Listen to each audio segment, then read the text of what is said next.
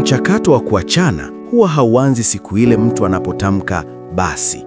Huwa unaanza miezi au wiki kadhaa kabla, kupitia tabia ndogondogo ambazo mpenzi wako anaanza kuzionyesha ili kujitenga na wewe kisaikolojia.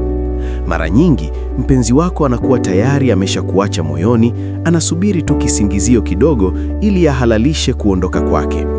Leo nitakupa dalili 3 kuu zinazoonyesha kuwa mpenzi wako yuko mbioni kukuacha hivi karibuni, na nitakupa suluhisho la jinsi ya kukabiliana na hali hii kabla haijakuharibu akili.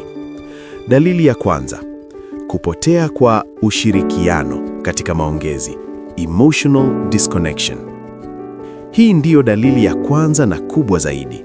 Mtu anayepanga kukuacha anaanza kupunguza uwekezaji wake wa kihisia kwako. Yale maongezi ya saa 2 usiku mpaka saa 6 yanabadilika na kuwa sekunde 10. Mfano, zamani mlikuwa mnapiga stori hata kuhusu udaku wa mtaani au maendeleo ya kazini. Sasa hivi ukimcheki WhatsApp, majibu yake ni ya mkato: sawa, okay, nitalala. Ukimpigia simu hapokei, na akipokea anasema yuko busy kila wakati. Hataki tena kujua siku yako imeendaje. Nini ufanye? Usilazimishe maongezi kwa kulia au kufoka. Hilo litamfanya azidi kukimbia.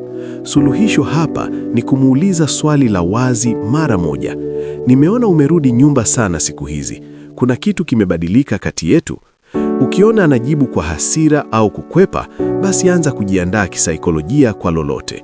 Punguza na wewe kumpigia simu ili uanze kujijenga uwezo wa kuishi bila yeye. Dalili ya pili: kutafuta sababu kwa kuanzisha ugomvi wa kijinga. Mtu anayetaka kukuacha mara nyingi huwa anajihisi kuwa na hatia, guilt. Ili asionekane yeye ndiye mbaya, anaanza kuonea makosa madogo ili agombane na wewe na apate kisingizio cha kusema siwezi kuendelea na mtu mwenye tabia kama zako.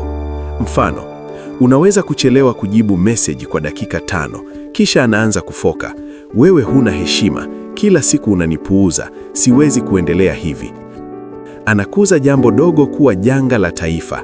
Analenga kukuchosha ili wewe useme basi, na yeye apate amani ya nafsi kuwa sio mimi niliyeacha, ni yeye aliyeshindwa. Usikubali kuingia kwenye mtego wa ugomvi. Wakati anafoka, wewe tulia. Mwambie, naona hili jambo ni dogo, lakini linakupa hasira sana. Labda kuna lingine kubwa ambalo husemi. Ukionyesha utulivu, unamvua nguo mbele ya nafsi yake na kumfanya ashindwe kutumia ugomvi kama mlango wa kutokea. Dalili ya 3: kujiondoa kwenye mipango ya kesho. Hii ni dalili ya kishindo. Mtu anayepanga kukuacha haoni kesho akiwa na wewe. Hivyo ataanza kukwepa mipango yoyote inayohusu mwezi ujao, mwaka ujao au hata wiki ijayo.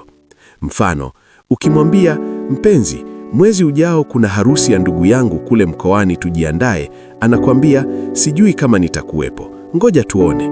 Hataki tena kuzungumzia kununua kiwanja, kufungua duka au hata mpango wa kwenda outing. Moyo wake umeshafunga safari, hivyo hataki kuweka ahadi ambazo anajua hatozitimiza. Suluhisho: anza na wewe kufanya mipango yako binafsi. Usisubiri ruhusa yake au ushirikiano wake kufanya mambo yako. Anza kuimarisha uhusiano wako na marafiki zako na familia yako. Usimfuate mtu anayekuonyesha mgongo.